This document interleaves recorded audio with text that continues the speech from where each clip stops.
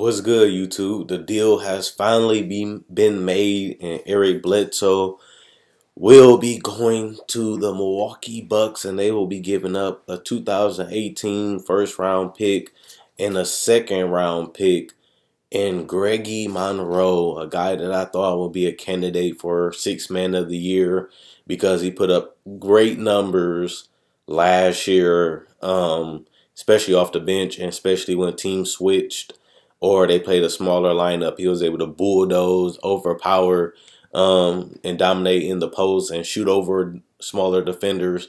He's a guy that can score in the NBA. He's slower. He's not as fast. He's not a great defender, but the guy still knows how to be effective. He still can crash the rebounds, and he can still make some type of difference on a team, especially in a role where he can succeed at. And that's what the coach job is to do, is put their players in positions where they can succeed and at the end of the day utilize their talents to the best of their ability and their strengths.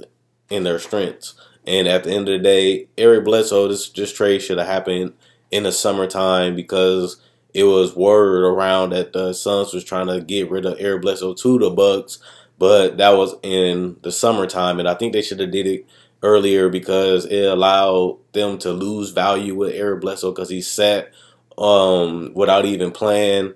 And then on top of that, they didn't really need him anyway because they do have players like Tyler Ulis and Brandon Knight, and sometimes Devin Booker like to have the ball in his hands, because when Eric Bledsoe went down a couple years ago, they allowed Devin Booker to have the ball in his hands and pick and rolls, and it was disgusting. Devin Booker numbers went all the way up when Eric Bledsoe was out, and it allowed him to become a better playmaker and use him as the point. And we all know that Brandon Knight is more of a scoring point guard. He's not more of an assist. He's not really a playmaker.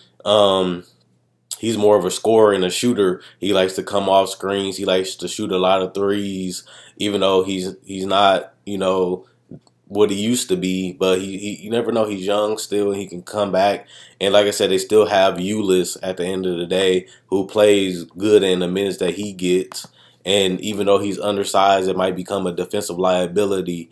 It's not like they're just point guardless. And they still do have Mike James, who showed that he's a solid player at best. And like I said, they're not dying for a point guard because they have some decent point guards in general. And on top of that, they're not really giving up that much. They just gave up Eric Bledsoe, and they got 2 picks and a solid player in return. And the thing that people don't know is that Greg Monroe don't really have that many years left on his contract. I think this actually is last year on his contract, if I'm correct, and if not, it's next season. And after that, he's off the salary. You could say the same thing about Eric Bledsoe, but the Bucks looking like they might want to keep him because, like I said, they was chattering about trying to get Eric Bledsoe in the summertime, which they should have did because it would have helped them coming into this year, having the whole training camp, having a preseason, even though it's shortened, and getting acclimated together during the regular season would have been more smoother. Now they got to get Eric Bledsoe. Hopefully he can learn the system. Hopefully he can fit with the players. Hopefully that everything works out quick. Because remember, the Bucks are 4-5, and they play the Cavaliers today. And I live in Wisconsin. I live about 2 minutes away from Milwaukee. So I live in the Wisconsin and Milwaukee area, damn near. So at the end of the day, it's good to see us make this trade. It's good to see us get a talent like Eric Bledsoe, and you just giving up a bench player. They really don't need the first and second round pick because they're already in a situation where they're trying to transition from a decent team to a contender in the East. And I told you guys this is the year to do that because the Cleveland Cavaliers are not the same team. They're struggling out the gate. They're 4-6. LeBron James slowing down a little bit, but he's still an elite top 5 player. You still have the growing pains, and you still have that you don't even know if LeBron and Isaiah Thomas can fit together. You don't even know if they can play together that well, and they are already struggling. So if you can get a top seed in the East, you probably avoid the Cavaliers, or you probably play them early. And if you can compete with them, why not make a move that can help you have a better chance of beating them? It's just taking a risk. And I said the Wizards should do it. Boston did it, but Gordon Hayward went down. Toronto tried to do it last year with PJ Tucker and Serge Ibaka, but Cavaliers were just too strong for them too, and they lost Kyle Lowry in that series. And the Celtics, they did lose Isaiah Thomas during that series. So, you know, LeBron and them was able to take advantage of that, and they was probably going to beat them anyway, regardless if they was healthy or not. But I like this move for the Bucks. Giving up a bench player, giving up 2 picks that you don't need because you're trying to compete, and you get a solid starting point guard that plays hard, has a good motor, can sometimes shoot the 3, that can get to the paint and create just like Giannis. Is going to help Chris Middleton. If Big Barry comes back, it's going to help him. And he's a playmaker. And he's a tough person. And he just wants to win. And the Bucks has an opportunity to make a playoffs and make a deep run, considering that you just got to watch out for Boston, Toronto, Cleveland, and Washington. And the Bucks are right up there with them. And I think this move, getting rid of a bench player and gets a better starter, works for them. But the Bucks still do have problems. They only score 103 points a game, and that's during every team that they play so far. They're a low-scoring team. They 21st in points per game and rebounds. Greg Monroe was a solid, almost double-digit rebounder, even coming off the bench last year. But they're last in rebounds, and Giannis is leading them with rebounds. Eric Bledsoe is a solid rebounding point guard, so it could help. They're 24th. They average 24.4 assists a game. That's good. And 107 points allowed. Eric Bledsoe will add a solid defender at that point guard position, the hardest position to guard, the position with the most talent.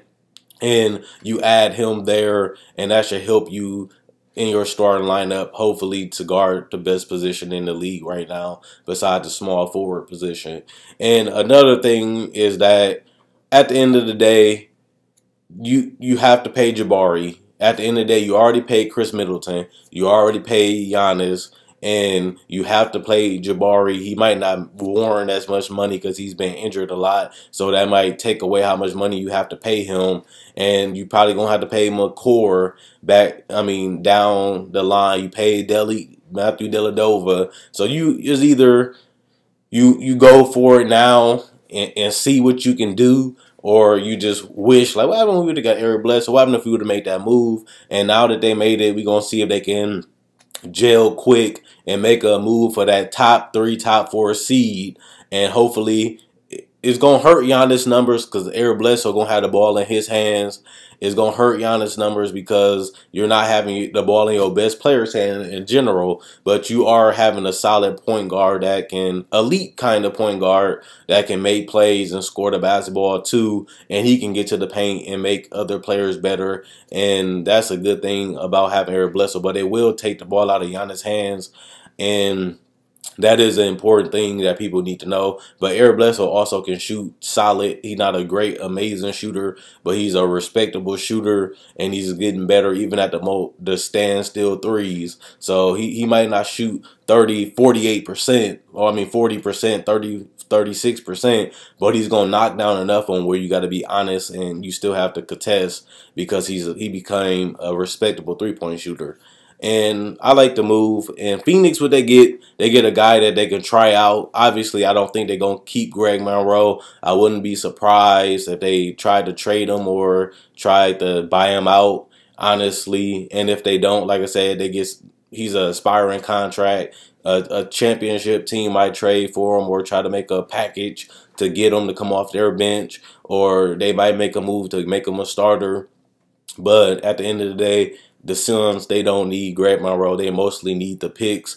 And they already got Tyson Chandler. They already got Alex Len, who they didn't even re-sign.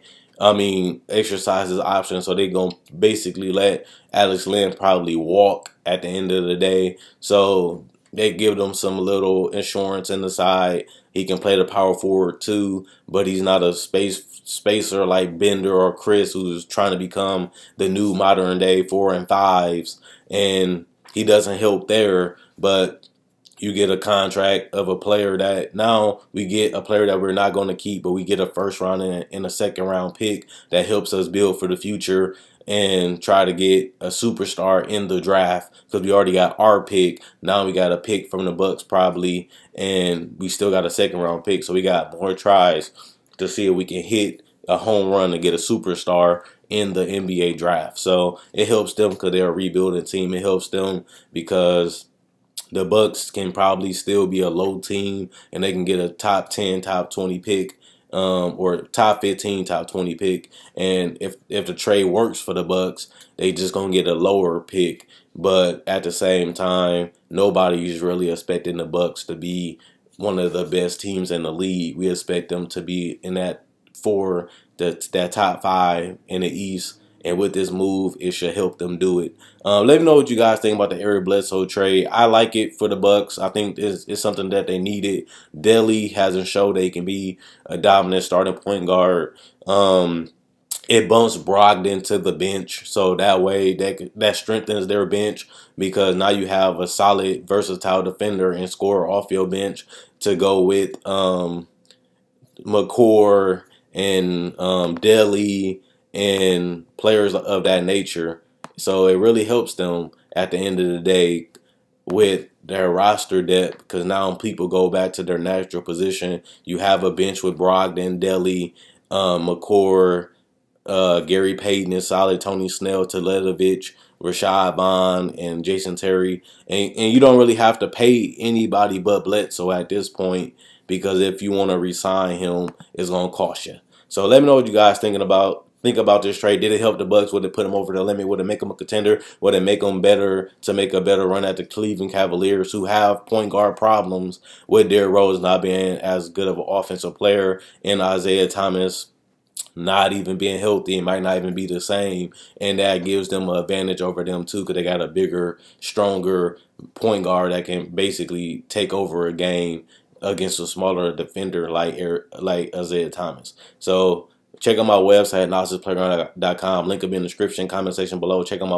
Facebook page, analysisplayground.com. Link will be in the description and the comment section below. Like to show support on my Facebook page. That's all I'm asking you guys to do. And check out and become a user on my website. Sign up, become a user, and check out the website. Exclusive content only on my website. And let me know what you guys think in the comment section below. Quinn Wade, basketball analysis, signing out.